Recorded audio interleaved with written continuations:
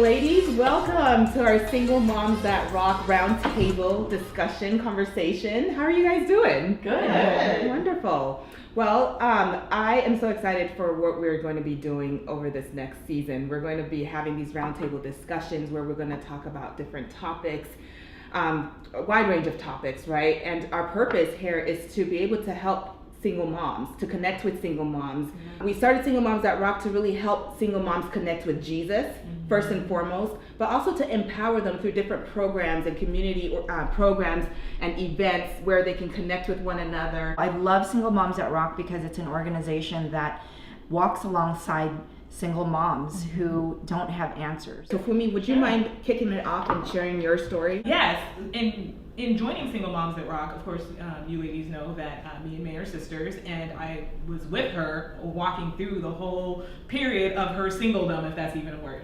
But one thing that I noticed is just the difficulty. Of course, I experienced with her the difficulty of raising children on her own. You know, even with dealing with the fathers, dealing with trying to make something of herself, you know, going to school, still going to work, still trying to keep her hopes and dreams alive while raising children. And, you know, I feel like I took part in that. I feel like I experienced it firsthand. And, you know, a lot of the times with a lot of single moms, it's not just the mother that's going through it, but it's whoever she has around her. And hopefully she has a support system, you know, and for, you know, of course we want to be there for the women who don't.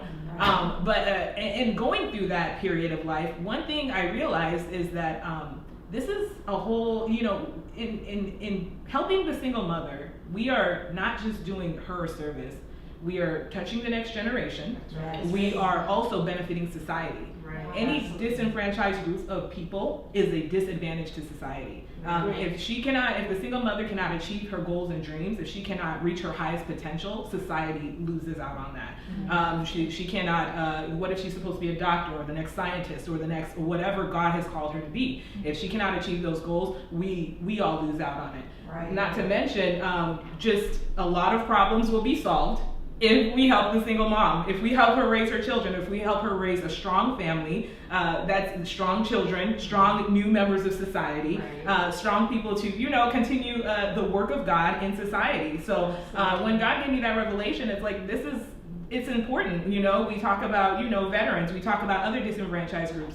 Single mothers are a disenfranchised group, right? And they need the support, you know, and they need resources. So when May told me about this idea, I'm like, yes, absolutely, this is important. In fact, I would nag her about it every day. This is important. It is more important than what you know, probably, that for us to reach out and make sure that these women are helped, right. To know that their life is not over because you have children outside of wedlock. Right. So we in this organization, what we want to do is we want to come alongside them and give them the support they need, give you the support you need to reach that next level, you know, to finish the dreams, you know, yes. To continue to dream and chase after your dreams, right. And don't let, you know, the birth of a human, which is a wonderful thing, stop you from, you owe it to that child. That's you owe it to that next generation to achieve your full potential in life. And so that's why this organization is so near and dear to me. That's awesome. Yeah. My story as a single mom is in 2008, I had Brielle, and I remember like it was yesterday, I was standing in St. Joseph's Hospital looking out the window at 21, and I'm like, yeah, so what's next? You know, I didn't know what to do. I was there alone, and I truly had a peace over me that everything was going to be okay, but I didn't know what that looked like. I had no education. I had just quit my job to have the baby, and I'd saved my money, so I was about 3 months free of not having to work, and then I knew I had to go back. So my parents graciously let me kind of stay with them for the support, but again, I just didn't know what I was going to do. And so, you know, 11 years later, I'll talk about the middle in a second, but now, you know, I've gotten my education, I've worked my way up in the corporate world, I've raised what I truly believe to be a very strong, inspirational daughter. She inspires me. She's way better than me, and I think that's the goal that we all reach. But in between that time, it was so hard.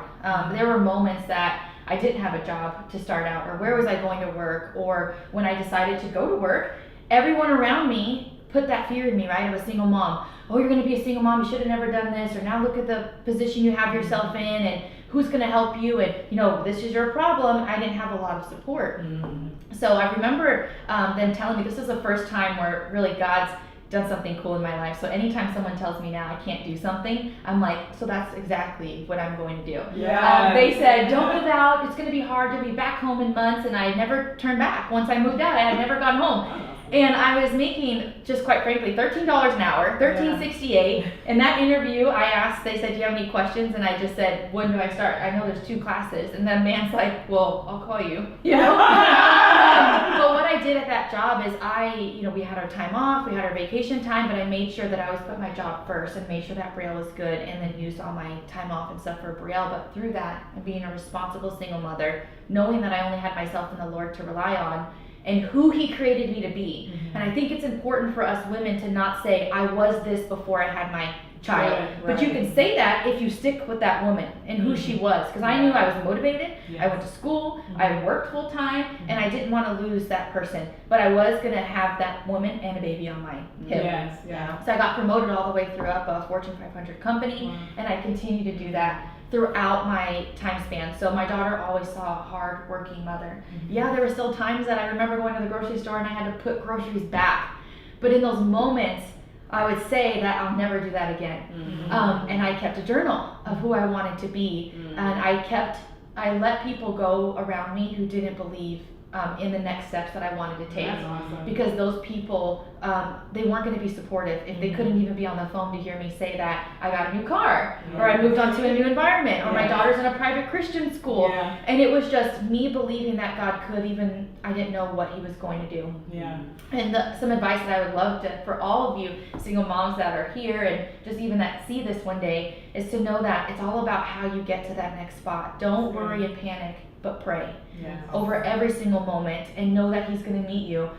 At 21, at the St. Joseph's Hospital, I would have never thought I'd be sitting here today with the income that I have, with all of you, with the job that I have, with a daughter that is beyond anything I could have ever raised by myself. And I think that you have to know that God allowed this to happen also.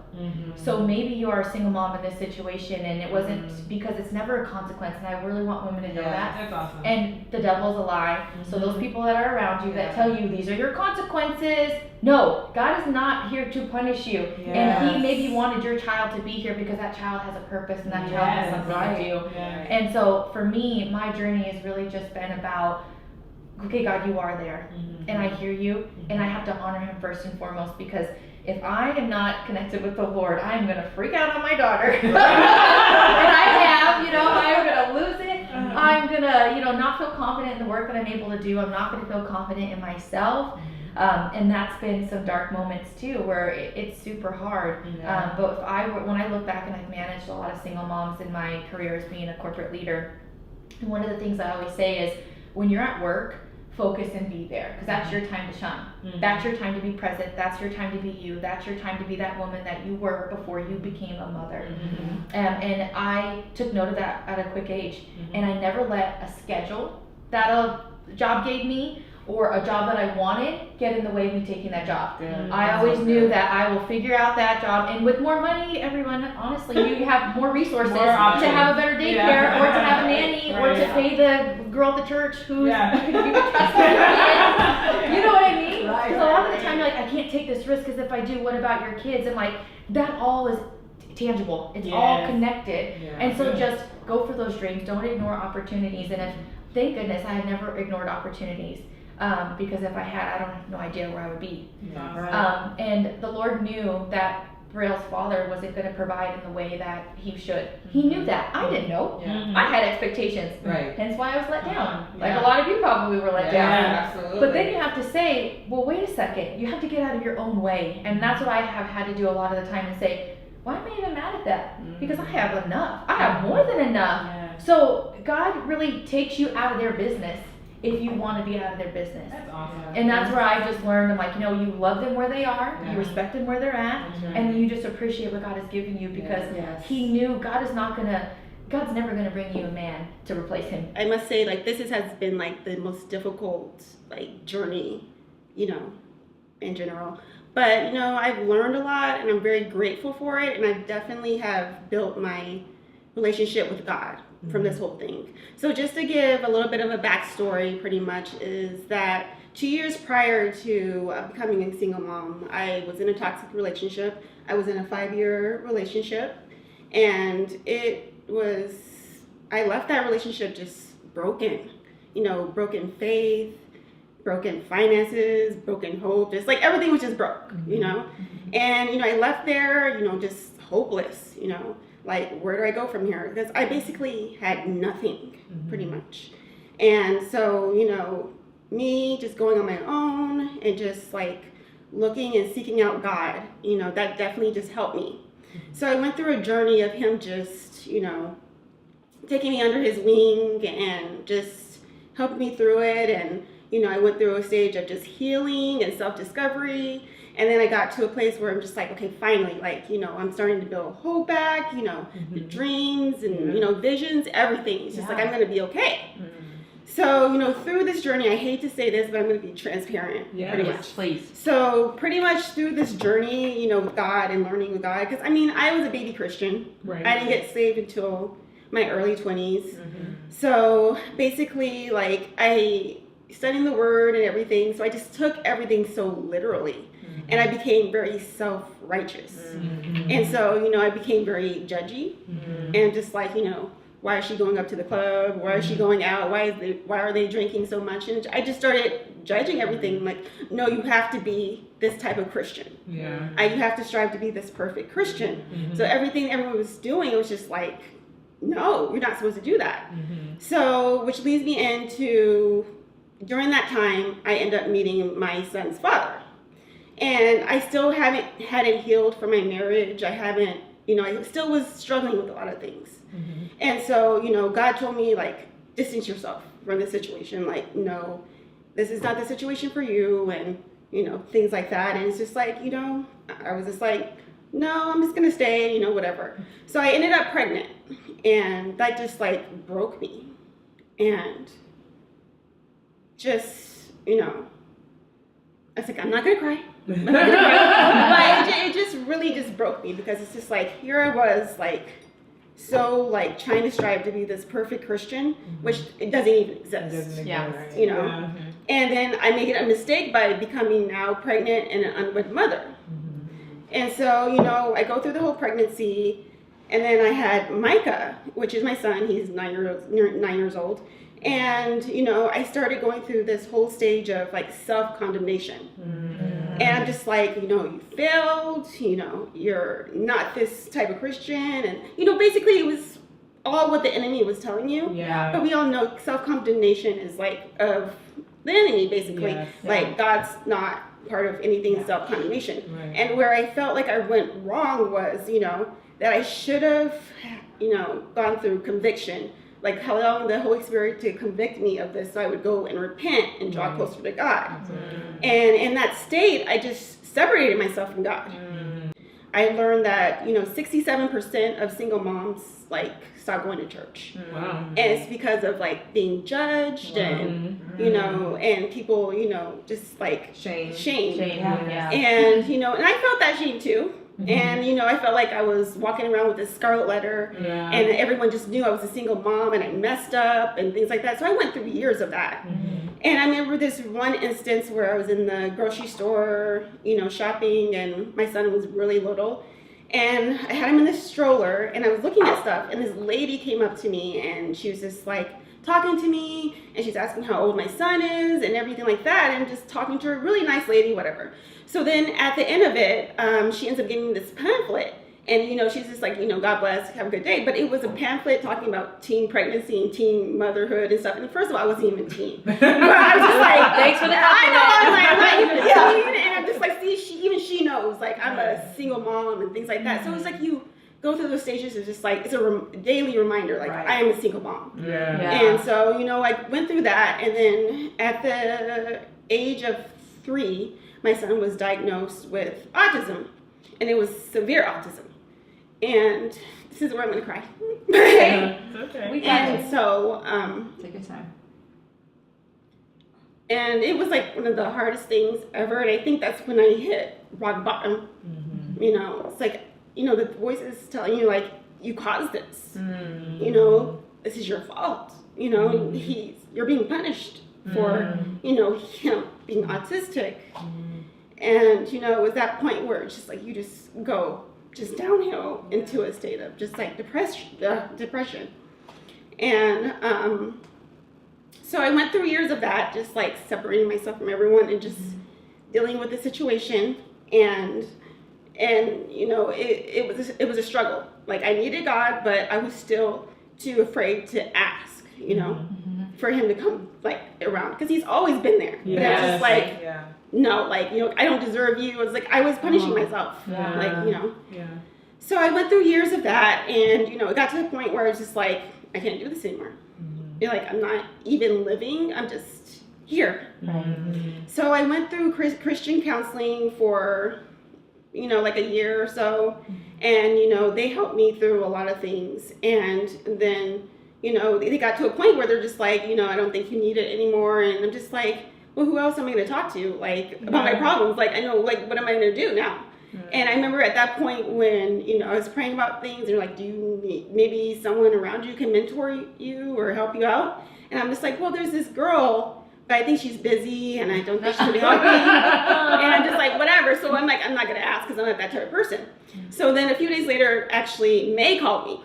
And she was just like, you know, God's put in my heart to call you, and it's just like, you know, would you like me to mentor you and stuff like that. And I think that was my first, you know, interaction with just being a single moms group, pretty much. Because she would meet with me like every like week or so, and you know, just help mentor me and get me through like what I was going through, pretty much. And I thought that was just amazing. Here it's like May just basically gone through her situation, she's fine, and you know, I wanted to be like that. I'm like, I want to get through this situation. So, you know, we did that for I don't know how long, maybe like a year or so, like that. But I mean, obviously I kept in contact with you, obviously. So, you know, I pretty much went through that, and it's just like, you know, God just rebuilt me pretty much. And I got back hope, and you know, I just And he's going to equip you with everything that you need, and he has, right? And it's not even over yet. No, it's just He's just taking you higher. So awesome. Yeah, I just pretty much, you know, got back to where God wanted me to be, pretty much. And all like I had to do was ask, and I just never did. It's just like, no, you're not gonna do for me because I did this. He's just like, no, like, you know, I'm a God of forgiveness. Wow. I think, you know, we were all humans were born with this innate desire to be deeply loved. And when you grow up in a home where you don't really have that, you know, I had a dad, and he was a good man. I know he loved me, but he was very harsh. He was very critical. He was not always so kind. I always felt like I had to fight for love and attention, and it didn't matter how hard I worked. It just was never enough. And I think, you know, it's important for young women to understand that, you know, to recognize those things, because when you don't have that, you don't feel deeply loved by your earthly father, you tend to start looking for love in all the wrong places. You know, a lot of insecurities, lots of, and not just wanting to be loved, right? And you tend to look for guys that kind of carry the same characteristics as your dad, right? Because that's really all you know. And you know, I lost my virginity at 14, and I was pregnant at 18. It was my freshman year in college, and I found myself very alone and abandoned at 5 months pregnant. And you know, growing up in a traditional Catholic family, I was a disgrace. I was an embarrassment. They didn't know what to do with me. They wanted me to send me away. It was a really dark place in my life where I didn't know what my future was going to hold. I was 18, and my future was so uncertain at that point. Got on welfare and tried to support myself and my son, and I it was so hard. I remember taking the bus. I continued through school, but I remember catching the bus. And I'll never forget this memory because it was kind of like a low point in my life where I had the umbrella. It was raining outside. I had to catch the bus to school. And I had his stroller and my backpack and the baby bag. Oh, man. And I'm pushing. Here comes the bus coming up the hill. And I'm trying to close the umbrella, hold him in my arms, close up the stroller. Like not one person got off that bus to help me. Oh, no. No. And struggled to carry all this stuff up the steps. I remember crying the whole bus ride to school going, what have I done with my life? Yeah. What have I done with my life? And I had a part-time job at Macy's. I was a perfume girl. And I remember meeting this woman with like the baddest ring I've ever seen. Like it was the most beautiful wedding ring I've ever seen. And we just struck up a conversation and she starts to tell me about the holiness of marriage and what the ring really represented. I was like, wow. And she started to talk to me about the Good Shepherd. Wow. And how he seeks the lost. That was like the good news I needed to hear in that moment because I felt so lost. Wow. And she began to pray for me. And as she was praying for me, I felt like I was sitting under a warm shower. And I still get emotional about it because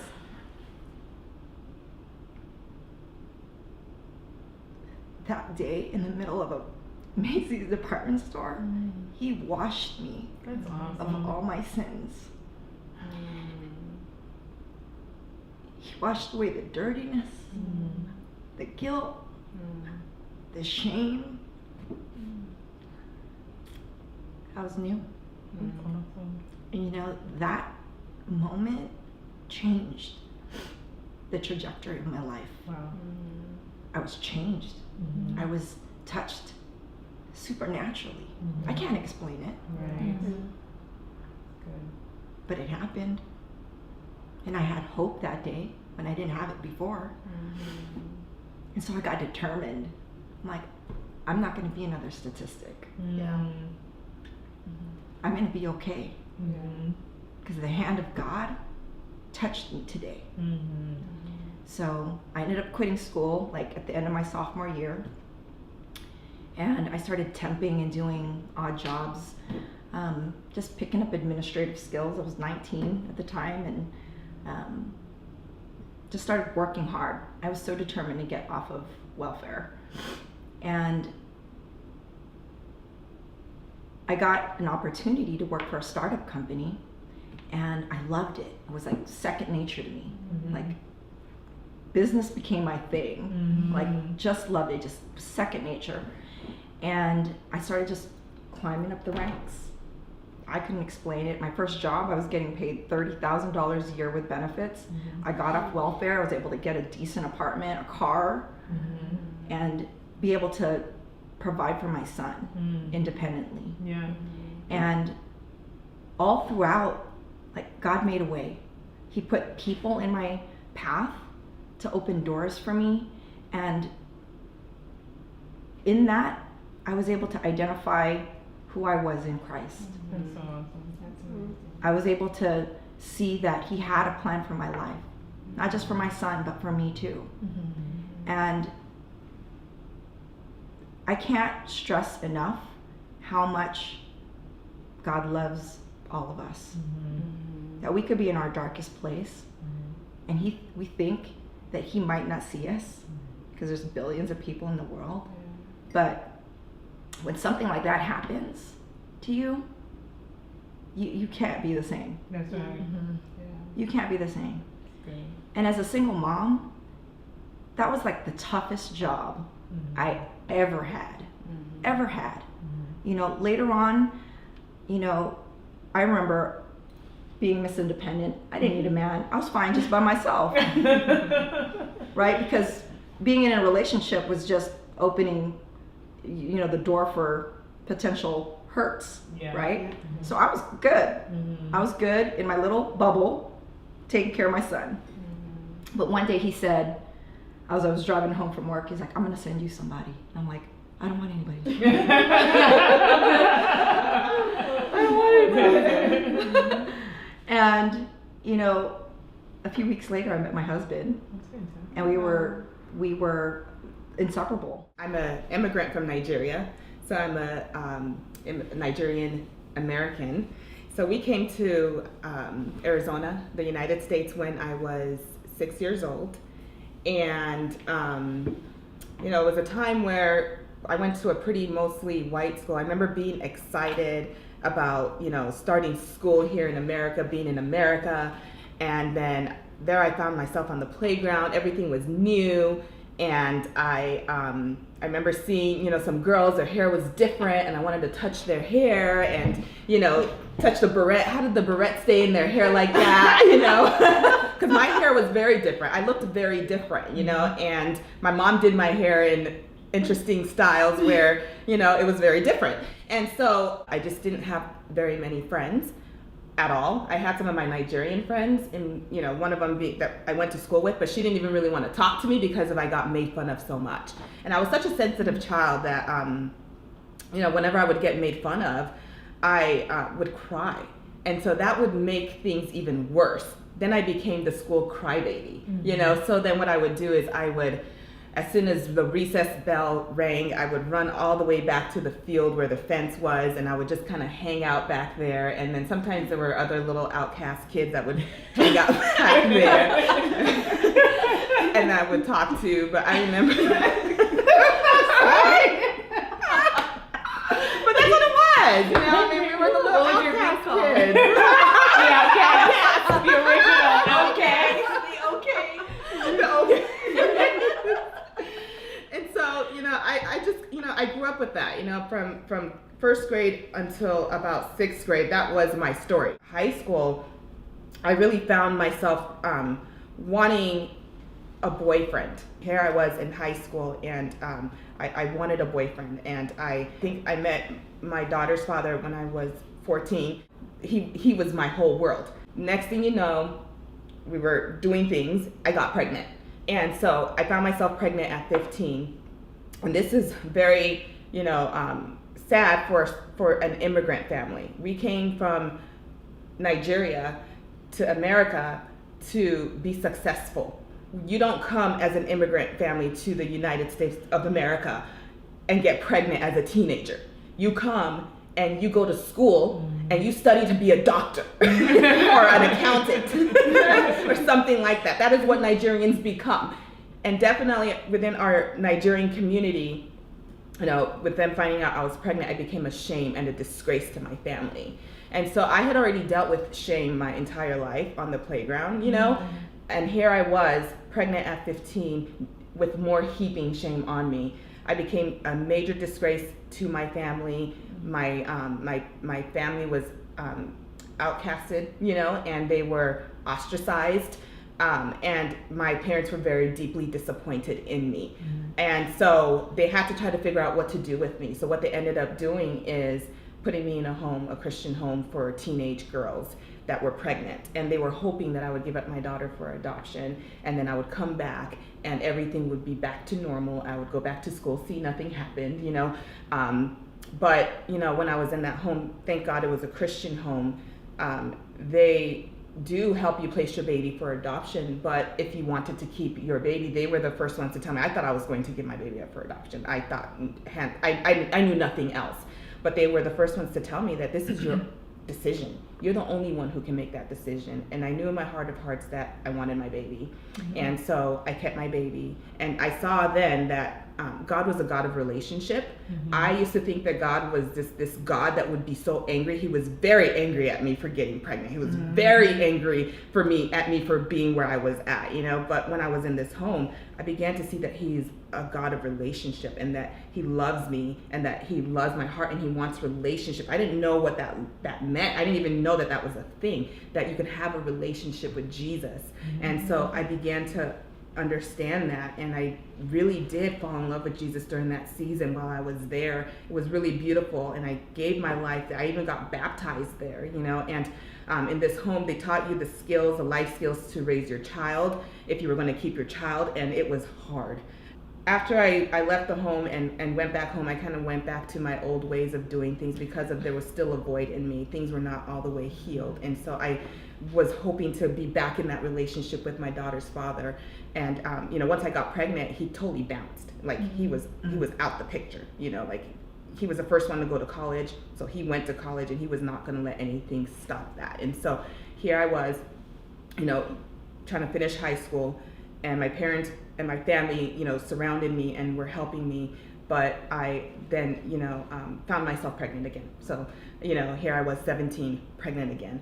And I knew that this was not going to pan out the way the first situation did, where my parents were going to accept me again. And I knew that I didn't know what to do. I ended up having an abortion with that child. And it was a later abortion too.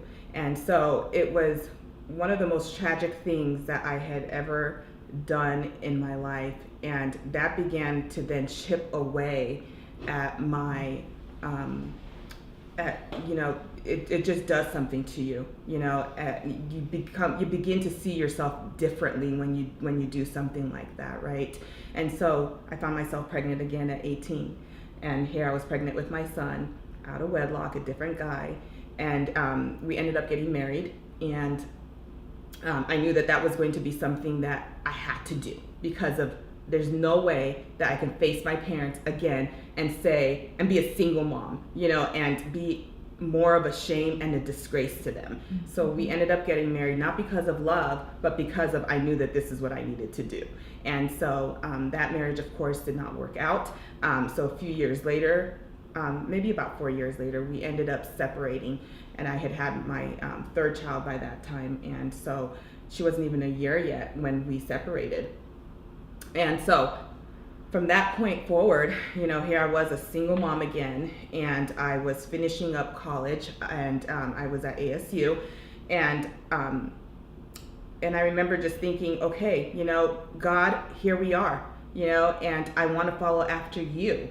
And I got back in touch with Doreen at Jesus Cares Ministries, and I began, attending different things that they were doing, and I was back in love with Jesus, Mm-hmm. And then, I went to a nightclub one night. It happens like that sometimes. And I met this dude, and it all went downhill from there. It was like Satan just knew the right time, Triggers. to come in, Triggers. right, and to just ruin one's life. So here I was, and it was so crazy how the situation happened. But I met this guy, and I was not even really trying to, but we ended up getting into this relationship. There's so many things happened in this relationship I can't even go into, including, a couple more abortions, which is crazy, and how, how the devil used each situation, each abortion, to chip away more at, the core of who I was as a woman, as a person, Mm-hmm. And so I found myself just I hated myself. One day when my youngest daughter walked in, I heard a voice saying that, even they would be better off without you. My children were the ones that had been keeping me going up to that point. My children were the ones who kept me alive. Even when I wanted to give up, they were the ones who kept me going. But when I heard that voice, even they would be better off without you. And I came into agreement with that voice, and I was done with life. I said, yeah, they don't need a mother like this who is depressed and in bed all day. They would be better off without me. And so I came up with the plan to pretty much end my life. I had pills I was going to take, and I had the day, and I had the time, and it was going to be when my kids went to their father's house, and so that way they didn't have to be there, of course. And so I went to go take a nap, and I had this dream. And this dream was this big white Bible, like one of those big white family Bibles, and it was like floating in the air, and it was a Bible chapter, and it was speaking to me. It was like speaking, I can see like the words just like it's weird to describe, but the words are like jumping out, but I was hearing it audibly. And when I woke up, I couldn't shake this dream. And I was like, it's just a dream, you know, there's not gonna be anything in that Bible verse. And I hadn't even read my Bible in years, you know, or ever really. Like when we were growing up, my dad would make us memorize certain verses, but I never really read my Bible. So where am I gonna find a Bible at, you know, at this point? But I did remember that my dad had given me and my sister and my brother one of those big white family Bibles, you know, the ones with the pictures in them. But I didn't know where I put it, and so I started searching for it, and I wanted to just go lay back down because I'm like, there's nothing in there. But I ended up finding it, and I opened it up to that chapter, and my life has never been the same. Only God could have brought the man that I have to me, you know, and this journey, and him accepted me. My husband had never been married before. He doesn't have any children. He's able to really be that earthly representation of who God is. So that is my story, you know, as a single mom. You know, God just really met me, and he did amazing things. He put vision inside of me. I think that's like the biggest thing, and he put purpose and hope, you know. And when we walk with God and we trust him and we surrender our life to him, you know, he will take you on a journey that will blow your mind. We hope that you've enjoyed getting to know us today. Please do follow us on our socials, and don't forget to subscribe to our channel. Because we want to get to know you. We want to hear from you. We want to know what you're going through. We're here to empower you, equip you, and encourage you. So leave a message below. And stay connected in our community for more encouraging words.